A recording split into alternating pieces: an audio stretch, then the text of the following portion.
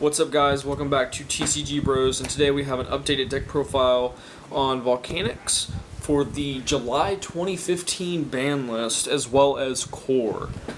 Clash of Rebellion, for those of you who do not know the abbreviation.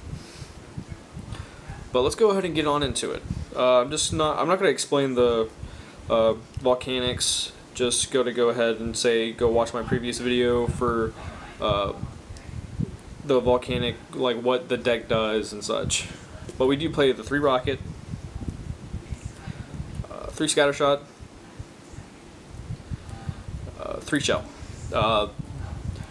The ratios will always be the same. You never run less unless you splash them into something, which I do have a profile of something coming up like that.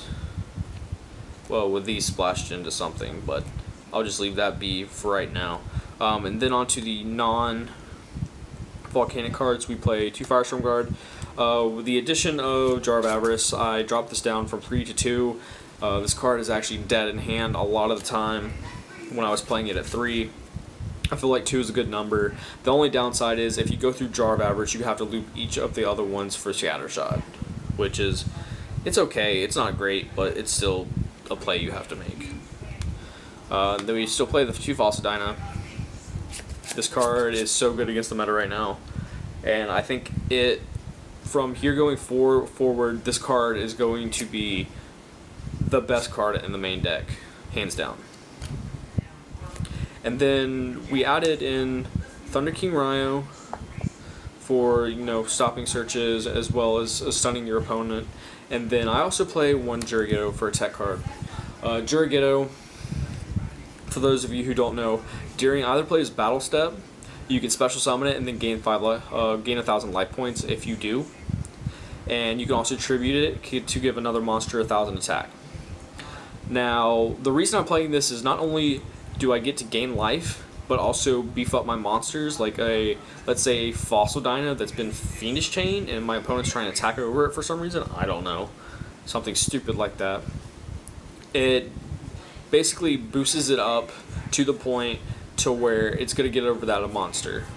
As well as, this is actually a Towers Out as well, and I'll explain why later, but I'm going to go ahead and go on to the spells. I believe it was 15 or 16 monsters. Onto the spells. We still play the triple pot for consistency. Double Magic Planer for draw power. 2 Forbidden Lance. Protecting the Fossil Dyna is still key, as well as even Thunder King, and also ensuring your plays with Rocket and Royal Firestorm Guard. The main deck, 2 MST now. I think I was originally maining 1 for a long time. Yes, with the 1 Book of Moon, which I actually dropped. I put in another MST because back row is just painful to run into when you're trying to attack for game or something like that. It's just really, really painful. And then, of course, we played the 1 Raigeki, even though I do have my own.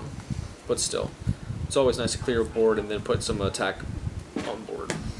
Attack damage on board. Onto the traps, we do play triple reload still. Of course, this is the heart and soul of the deck.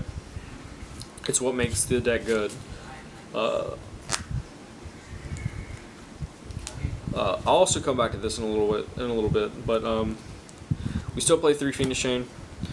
Fiendish Chain is still there to stop my opponent from attacking, as well as effect negation, which is really, really important.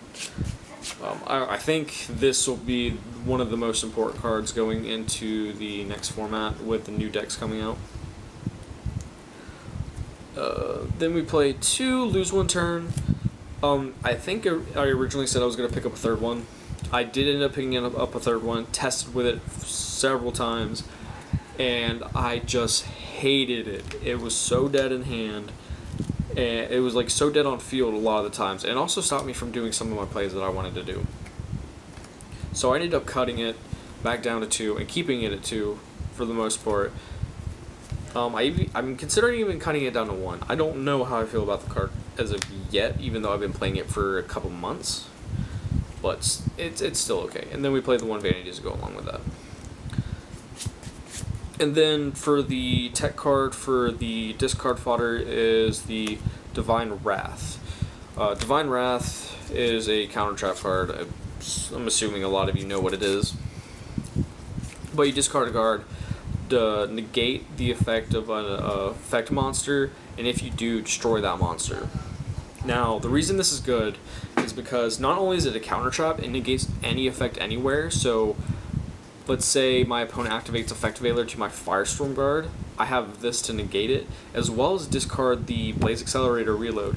So, that combination right there, I get to recycle my Scattershots, as well as send this to the grave, so I can Scattershot my opponent again, which is really, really good. And it's just really good to get like dead cards out of your hand, as well as like using your shells as discard fodder for it as well. Then we played the one warning, playing one TK, I mean not TK, Torrential Tribute, and one Mirror Force. I was playing double Mirror Force and no Torrential for a little bit, and I don't know why I was not playing Torrential. This card's a blowout card. It's just this card wins games. This card is situational because your opponent has attack into it, and this is a more reactive card choice. And then of course we play the one Jar of Avarice. I don't need to explain this at all. It's a Firestorm guard and it's 10 times better. That's it for the main deck. Let's go on to the extra deck. Of course, we're playing the infamous Gem-Knight Pearl for the lose one turn combo. Also, this is your Juragedo target. It gets around towers. I believe Juragedo, that helps get around towers with any of them, but still, this is one of your main ones with like lose one turn on board. One emerald to recycle the Scattershots or any other card in the grave. Castel and 101 to get rid of those problematic monsters and such. Same with Evil Storm, Exciton Knight. Clearing boards is pretty important. Diamond Direwolf. Diamond Direwolf is there to get around like problem back row, like random back row that just pops up or something like that. And then of course got the Cowboy for game, Heartlandraco. I've been starting to play this card in all my extra decks for like most of my decks. It's a really good card, and it just gets over like going into time and like a regional or something. This is really key. And just that little amount of damage can make a whole lot of difference, even though you can't get over like a huge board, so you have this. Then of course the other towers out, you got the Diamond Crab King. Then we play the Dweller for Shaddoll and BA, or any effect in the graveyard. This doesn't get around Infernoids though, because there's summoning conditions, so I mean it's okay, but it's still there. One Rhapsody and Berserk for Necros, Ragnazero for like Arrow Mages. That's a new thing that's coming up. People should start citing this again if you don't already. Cairngorgon, protecting vanities or something like that, or protecting my other back row and making them pop vanities, something stupid like that. And then of course the Ptolemaus and Diamond combo. I'm considering putting Pleiades in here and just dropping the Cairngorgon altogether. I've never gone into it. But other than that, that is it for the entire updated deck profile of Volcanics. I hope you guys enjoyed the video.